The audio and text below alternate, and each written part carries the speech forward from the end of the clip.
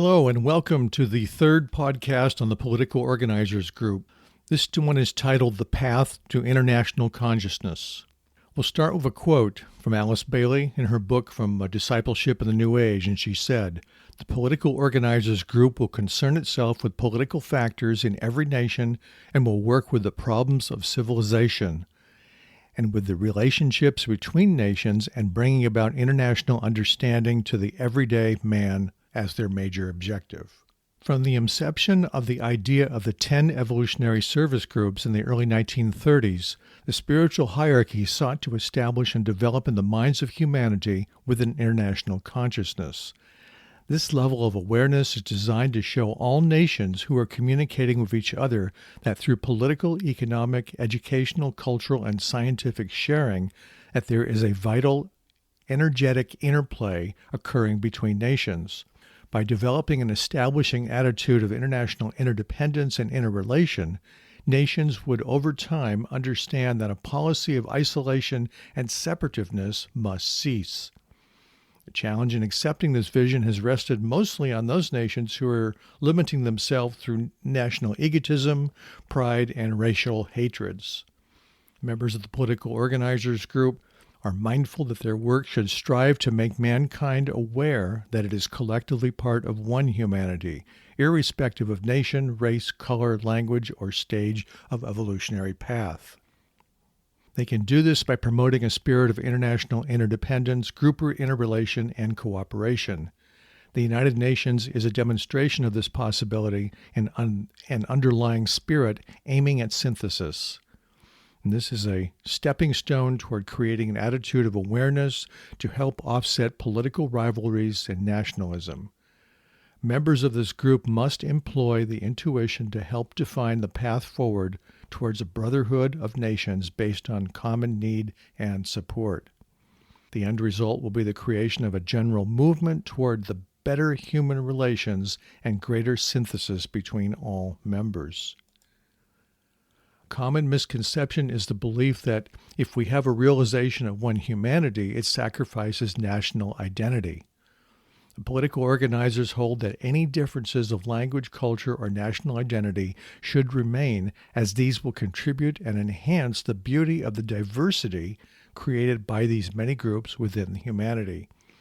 The higher aspiration holds that these groups should work free from interference and continue economic sharing, work in close collaboration, and maintain right relationships free from pride, greed, ambition, and functioning with goodwill.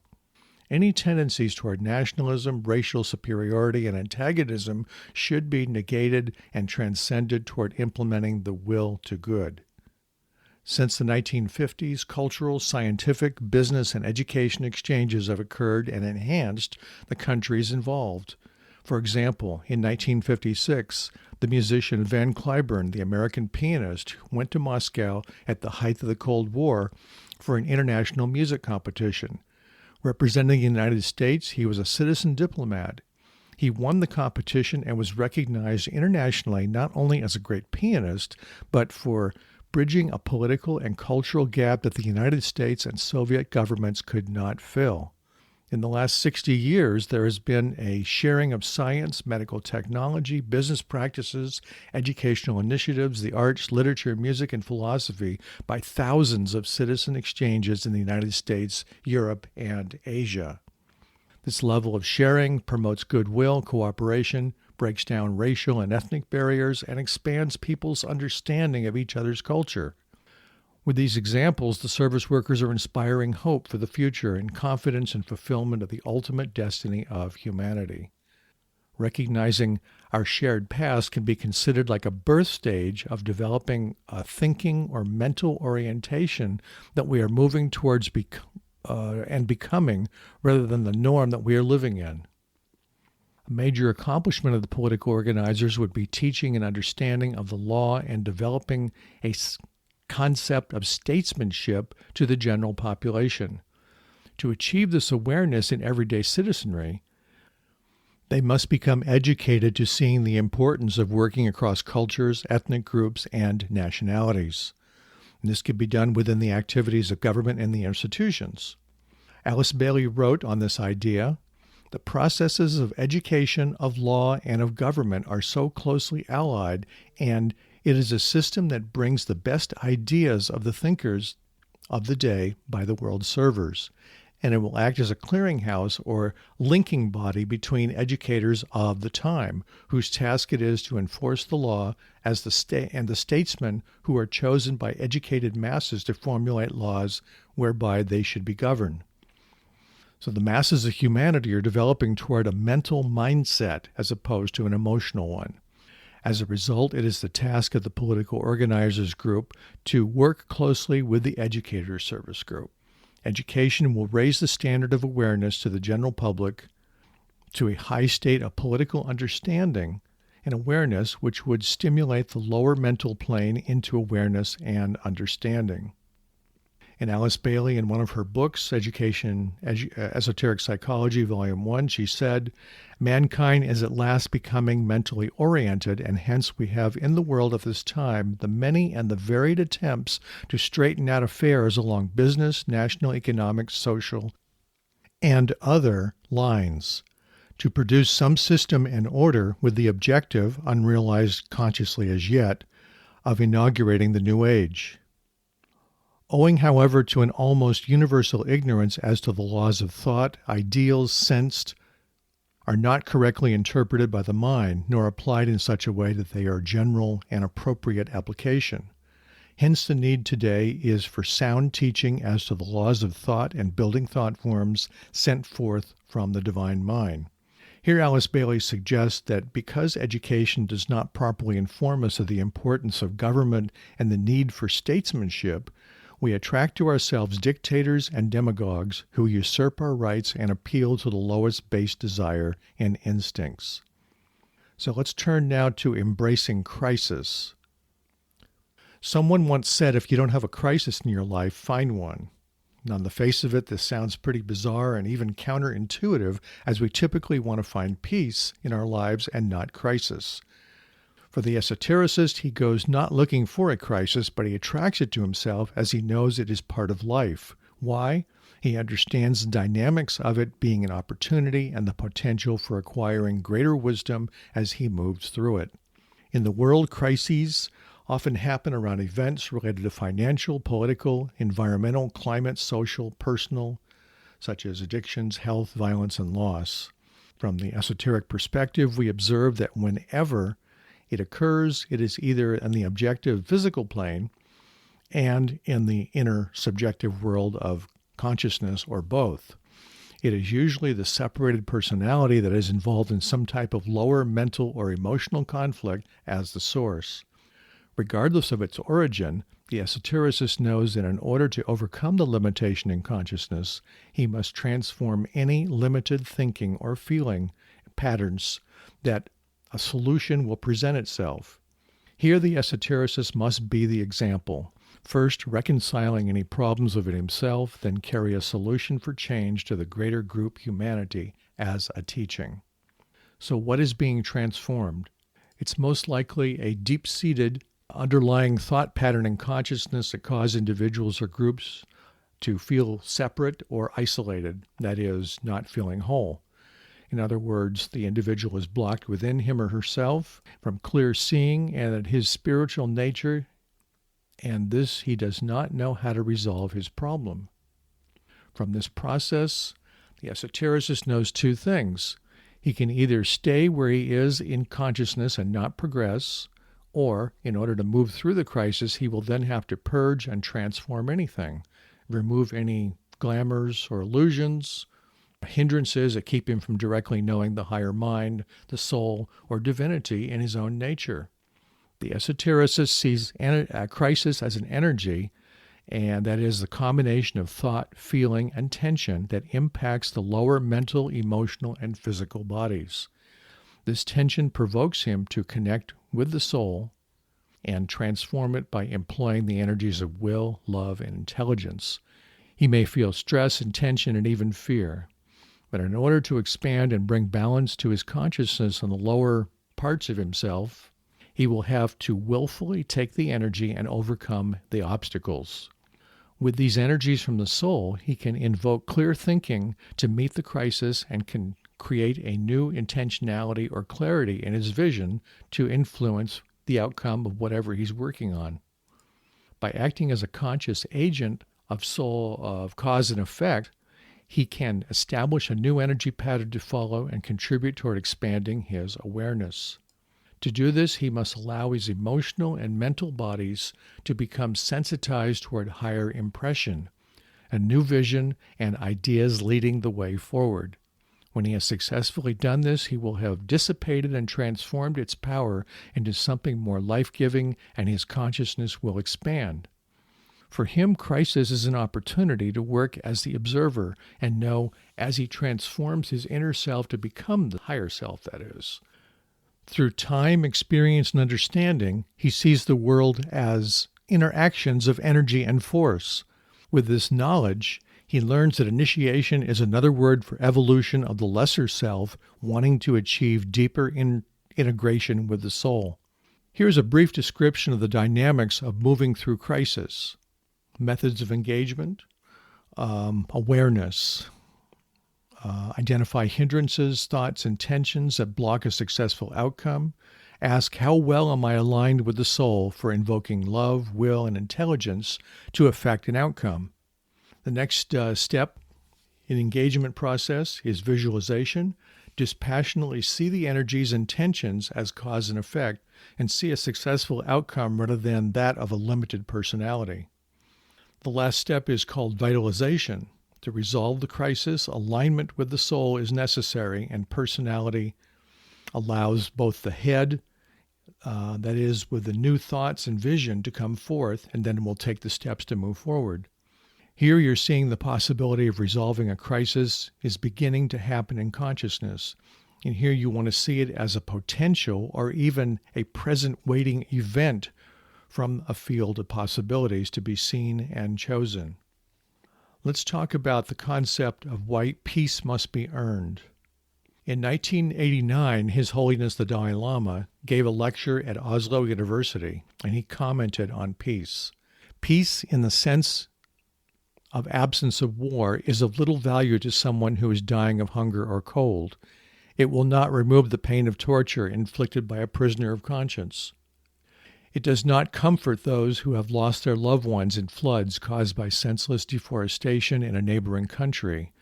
Peace can only last when human rights are respected, where the people are fed, and where individual nations are free. True peace is within oneself and with the world around us. It can only be achieved through the development of mental peace. Throughout human history, peace has been desired but always elusive. The desire has its roots within the emotional and material side of life, where people want to be happy. For humanity, a lasting peace will only come about by service workers wisely integrating and an intelligent application of love and wisdom, intelligent loving, in all their activities to achieve an outcome in line with God's plan. A natural result would be right human relations. One of the service workers' tasks is to express and teach peace through education and in the media to everyday humanity. Here they help people understand the causes of conflict, separation, and breakdowns in communication. By embracing the higher values of cooperation and goodwill, these energies will break down all barriers of hate, bigotry, and war. It is essentially the will to good that is the energy in play by the service worker that produces an inspired impulse. It is the service worker who uses his will as a force for good, whereas everyday humanity responds by expressing goodwill. The expression of the will is a basic quality of divine purpose. From the interplay of these spiritual energies, the forces of the lower three worlds, that is, the mental, emotional, physical, will be realigned, with the result in a complete realignment of how we as humanity conduct our lives with each other and the environment. The work of the Christ, the spiritual masters, and the service workers alone cannot sustain a lasting peace. Service workers working in cooperation with a vision of the plan must help the masses of humanity recognize that all peoples and nations must share in joint responsibility for past world conditions. This can greatly be offset by actively practicing goodwill in all human activities.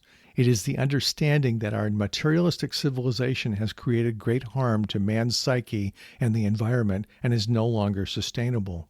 Instead, they must realize that the past, with its separative tendencies and mindset, must be released, and instead let the forces of reconstruction led by the service workers provide all nations the possibility of creating the good and constructive change. This must be done selflessly by those whose hearts are aflame in love and goodwill. This will lay the foundation of compassion and the right motive for change toward creating the new civilization and the building of right human relations amongst all nations. For it is the service workers who will influence the thinkers of humanity to embrace the next stages in the planetary evolution. Let's turn now to creating a global scenario for peace. For this discussion, we will explore some concepts about creating a scenario for peace. Willis Harman, the former president of the Institute of Noetic Sciences, also known as IONS, said, "The most consequential is the discovery of the extent of our perceptions, motivation, values, and behaviors that are shaped by unconscious held beliefs that we acquire from our early experiences. That is, I am inadequate and the world is hostile." In essence, these unconscious beliefs determine and drive our thinking and block us from the achievement of peace. Probably the greatest obstacle towards creating a lasting peace and security for all is the inability for those in the know and in power to define what we are trying to achieve for humanity and for civilization as a whole. There is a constant talk about fixing or reforming this or that problem, especially when damage control is performed in response to a crisis. Virtually every reform is only a temporary band-aid measure and does not really fix the more deep-seated problems such as hunger, poverty, immigration, overpopulation, and environmental degradation. If humanity is to address the issue of establishing a scenario for peace, should be at least addressing two of the most intractable problems. And then, of course, there are many problems, but we'll talk about these two. And the first one will be the concept of weapons and military expenditures. The United States and Russia, India and China, and many more nations around the world are flush with weapons. They spend vast amounts of money on military expenditures. The industries that create the armaments of war, that is, guns, missiles, bombs, and planes, provide a major source of revenue for governments, corporations, and individuals and maintain a certain power structure within that country, particularly in the political field. Looking at the effects on civilization, their vision is myopic and does not consider the damage to the human psyche and the physical environment for producing these items. On the face of it, the arms industry is wrapped in a political, economic, and social network by providing millions of jobs throughout the world. In the United States alone, since the 1950s, the so-called military-industrial complex allows governmental agencies and private individuals to stay in power.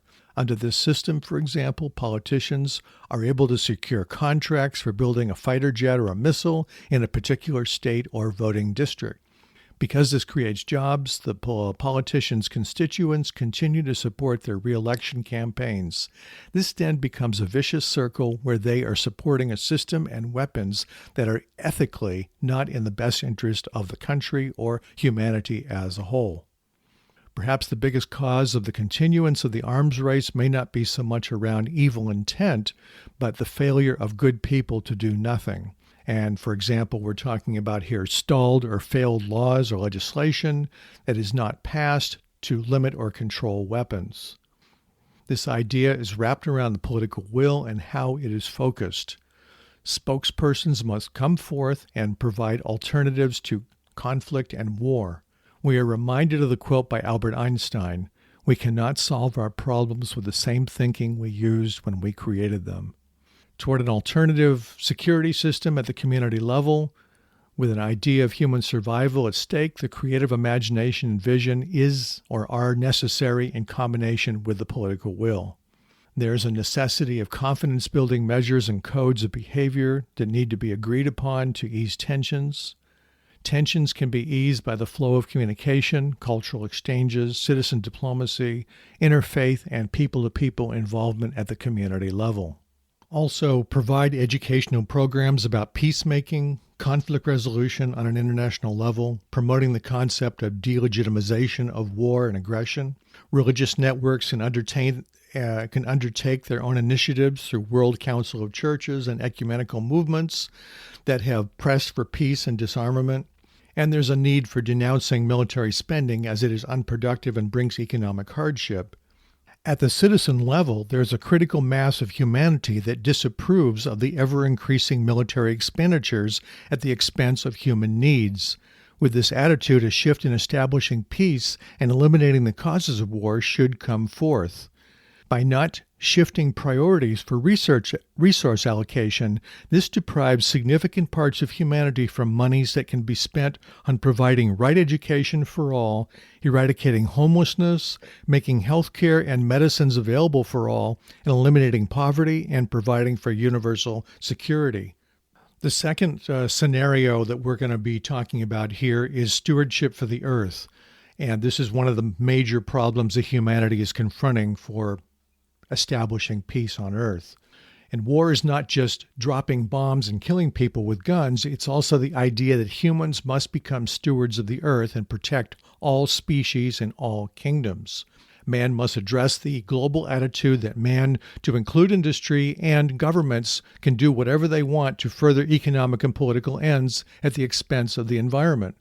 So, for example, for literally centuries, individuals, groups, and nations have been involved in the lucrative trade of animal furs, skins, pelts, and tusks and ivory. The problem has provided a motivation for poachers who are hunting many animals, such as elephants and rhinoceroses, to the brink of extinction. Although there are laws to prohibit this poaching, it still happens. The question arises as to the problem of overfishing and hunting in many places around the world, and that this is impacting the animal kingdom. So with the new technologies we have for radar and sonar, we can now track fishes and where they're at, and we can overfish an entire area very quickly and very easily. Due to the expanded populations over the decades in all nations and the demands for material products, there has been overconsumption, and humanity has made serious negative impact on the environment to the point of bringing the planet to the edge of one of the greatest mass extinctions in history. While there is increasing awareness in the mainstream media stating the issues around climate change, a major concerted effort needs to be done to prevent grave consequences to the environment. And a major outstanding example of this is the deforestation that has taken place in Brazil in the last 40 years. Religious groups and networks around the world can also play an important force for peace and for pointing out the need to also be stewards of the earth. Using the analogy, my body is my temple, it houses my spiritual awareness and a connection with the divine. And to maintain this connection with the divine, then I must take care of it. We think of right exercise and hygiene and good nutrition to attend to any problems that arise. The same is true for the earth as our home. There is no other. We must keep it clean, healthy, and vital. Otherwise, it will fail or fall into decay and not be safe and a habitable place to live. So let's talk about the concept of the need for moving on. If we look at history's past rivalries and animosities between nations, we see that most of the nations reconciled and moved on to become fast friends. For example, France and England fought each other for centuries in bloody feuds and wars, but now for almost 2 centuries they work together in cooperation on virtually all issues. England and the United States were bitter enemies, but now they are the closest of friends. In all ways, there are numerous examples throughout the world of reconciliations between nations. Still, in the world, there are hot spots with serious conflicts between rival groups, and probably nowhere in the world is there a situation or condition more volatile than the Middle East. In that region, many countries maintain tensions over race, religion, and ethnicity going back thousands of years, representing flashpoints that could easily lead to a greater war. We observe the greatest diplomats and statesmen in the last hundreds of years have not resolved these conflicts. This is a remarkably complex and complicated problem to resolve even for the spiritual masters, who are working to influence the situation through impression.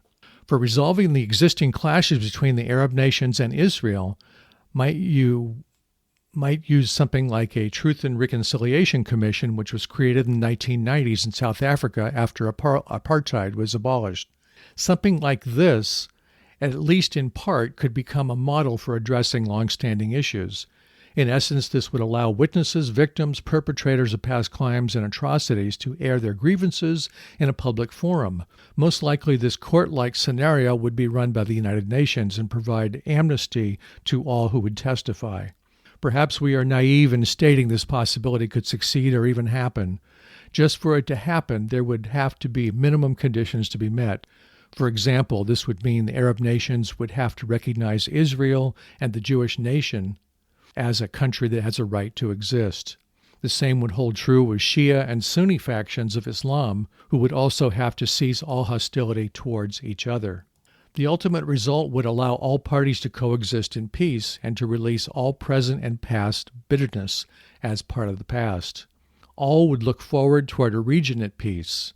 In this present state, it would undoubtedly take more than anybody in the international community can offer or credibly present. In the end, all parties must be accountable and responsible for whatever has happened.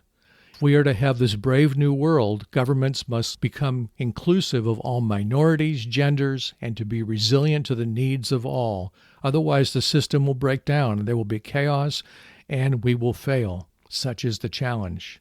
So let us conclude of what the political organizers have accomplished. One of the core prejudices that individuals from all nations share is seeing themselves as separate from another, particularly if the other person or group is of a different cultural or racial background. Spiritually, this is at the core of separatism.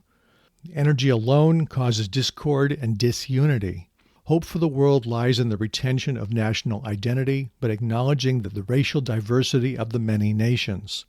Each nation has its own language, culture, but realize that the fostering of right relationships, whether economic or cultural, can represent a sharing and interchange that is mutually beneficial to all. This would be exemplified by unselfish international politics, free from pride, greed, ambition, or interference, and founded on goodwill. A person who is practicing soul values can influence the political and social arena in virtually any subject. He or she will be motivated by the need for transparency and accountability, ethics, and non-corruption, and how politics should be negotiated. The goal is to negate selfishness, division, and any form of separatism. The need is to embrace our shared oneness, diversity, and allow for conflict resolution between all parties so that a higher solution can be known. For a majority of nations, the fields of education, science, healing, and finance are deeply interconnected. At this point in our civilization, virtually none of them have a cohesive vision of how everybody can work together with common goals and in cooperation.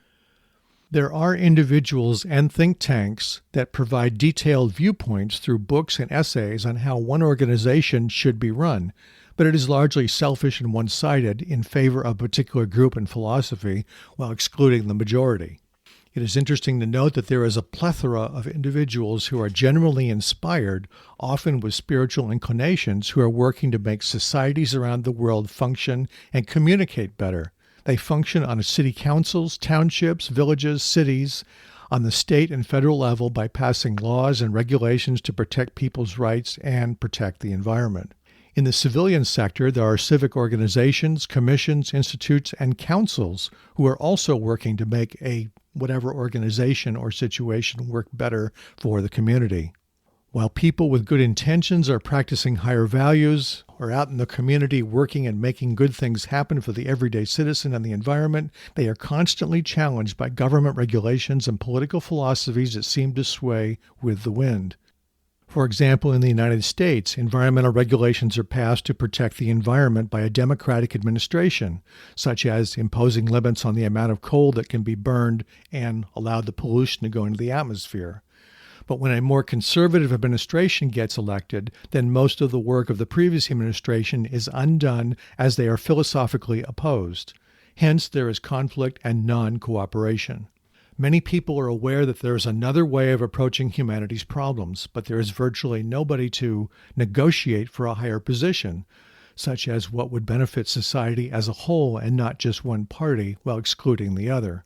For this type of work, skilled individuals whom are practicing soul values, ethics, and beyond corruption and the ambition for power as spokespersons would be necessary to work on the inner and outer planes to help all parties to come to a higher realization that benefits all.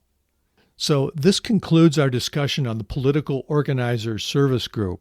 These podcasts were designed to be an outline of some of the major problems confronting humanity. I've highlighted some of the most apparent problems confronting the Political Organizers Service Group. The problems, of course, are numerous, some of which all humanity shares, and some that are unique to a particular nation and culture. And considering the complexity of the human condition, this group and many other are required to facilitate positive change in the world. It cannot be done by just one group. There must be a collaboration, cooperation, and goodwill across all groups and nations. In addition to these podcasts on the Political Organizer Service Group, I also recommend that you listen to my supplemental podcasts that relate to this service group and which can be applied to the other 9 evolutionary service groups. And these are Visualizing the New Civilization, Synthesis, Group Integration and Crisis, Requirements for the New Civilization, and Implementing Creative Solutions through Visualization and Right Thought Form Building. Thank you for listening. I also recommend 3 other supplemental podcasts that relate to this discussion. One is Synthesis, Group Integration and Crisis. The second one is Implementing Creative Solutions through Visualization and Right Thought Form Building. And the other one is Visualizing the New Civilization.